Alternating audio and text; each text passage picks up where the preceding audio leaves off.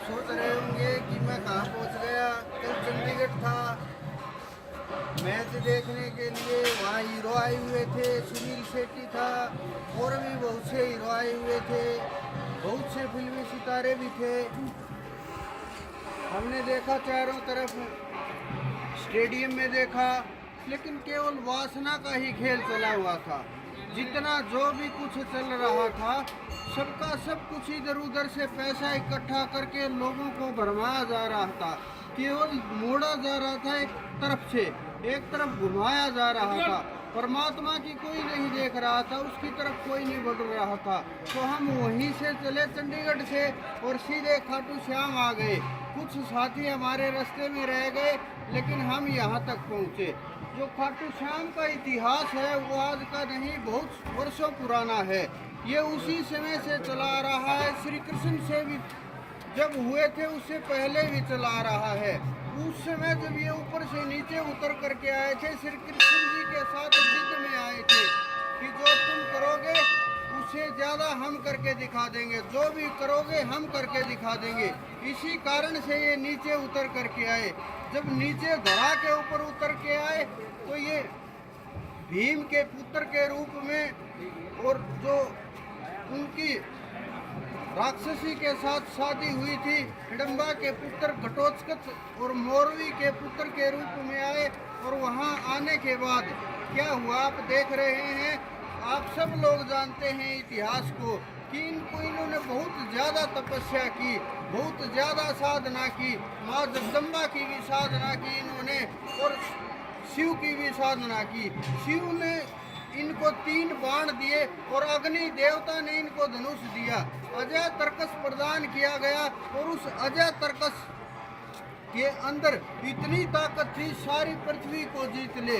लेकिन ये श्री कृष्ण मेरे गुरु को ये मंजूर नहीं था, क्योंकि इनकी माँ ने, मोरवी ने एक वचन ले लिया था कि जो भी हारेगा आपको उसका साथ देना ही होगा। तो ये हारे के सहारे इसीलिए बोले जाते हैं। लेकिन श्री कृष्ण अगर हारती हुई सेना की तरफ से युद्ध करेगा तो केवल एक ही योद्धा बचेगा, और वो था खाटू नरेश बर्बरीक। क्योंकि जिस तरफ भी हारेगा उसी ओर से दूसरी तरफ से सेना जीतने लगेगी। जब जीतने लगेगी वो दूसरी ओर हो जाएगा, क्योंकि जो भी सेना हारेगी ये उसी ओर चला जाएगा और सब कुछ समाप्त हो जाता। महाभारत के युद्ध में कोई भी योद्धा, कोई भी, कितने भी ताकतवर थे, कितने भी बलशाली थे, लेकिन ऐसा योद्धा कोई नहीं था जो बर्बरीक से जीत सके। इन्होंने अपना शीश का दान कर दिया। हिसार के अंदर एक गांव है जहाँ पर एक वृक्ष है, जहाँ इनकी परीक्षा ली गई। एक पत्ते के ऊपर पैर रख दिया गया। आप सब लोग इन कथाओं को सब जानते हैं। तो लेकिन इनसे कुछ हासिल नहीं होने वाला। कलयुग के अंदर इतनी ताकत लेकर के आए हैं, इतना शौर्य लेकर के आए हैं, इतना तेज लेकर के आए हैं कि कलयुग के भगवान कहे जाते हैं। 4 वर्ष पहले हम यहीं आए थे, इन्होंने हमें कुछ वचन दिए थे। हमारे इनके साथ कुछ बात हुई थी, मुलाकात हुई थी, कुछ शब्द हुए थे, कुछ इन्होंने वचन दिए थे। लेकिन कुछ कारण से हमारी इनके बीच की दूरी रही। दूरी भी कुछ इन्हीं के कारण रही, क्योंकि ये हारती हुई सेना का ज़्यादा साथ देने वाले हैं। तो उस समय हार हो रही थी किसी की और ये विपक्ष में जा करके खड़े हो गए। लेकिन इन्होंने हमें वचन दिया था आज से लगभग 3.5 वर्ष पहले। इन्होंने कहा था कि अब मैं बदलूंगा नहीं।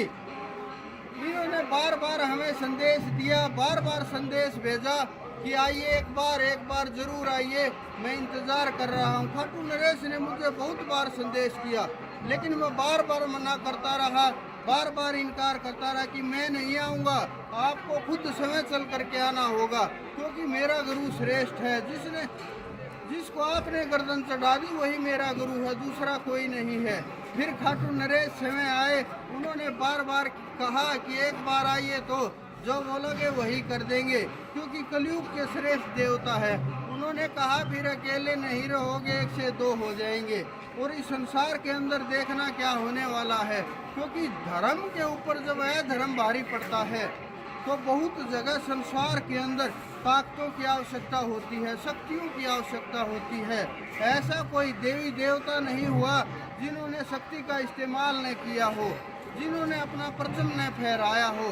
तो इसी प्रकार खाटू नरेश ने भी चारों दिशाओं के अंदर अपना परचम फहरा दिया है। इन्होंने जो आज मुझे बुलाया था, हम चंडीगढ़ थे, यहाँ से लगभग 750 किलोमीटर दूर। वहाँ जब हम वहाँ स्टेडियम के अंदर थे, वहीं इन्होंने आदेश किया कि यहाँ चले आओ। हम बिना सोचे समझे शाम को वहाँ से चले और सीधे यहाँ पर आ गए। तो जब हम यहाँ आए तो इन्होंने वैसा ही किया जैसा इन्होंने बोला था कि मैं इंतज़ार कर रहा हूँ, वैसा ही उन्होंने व्यवहार किया।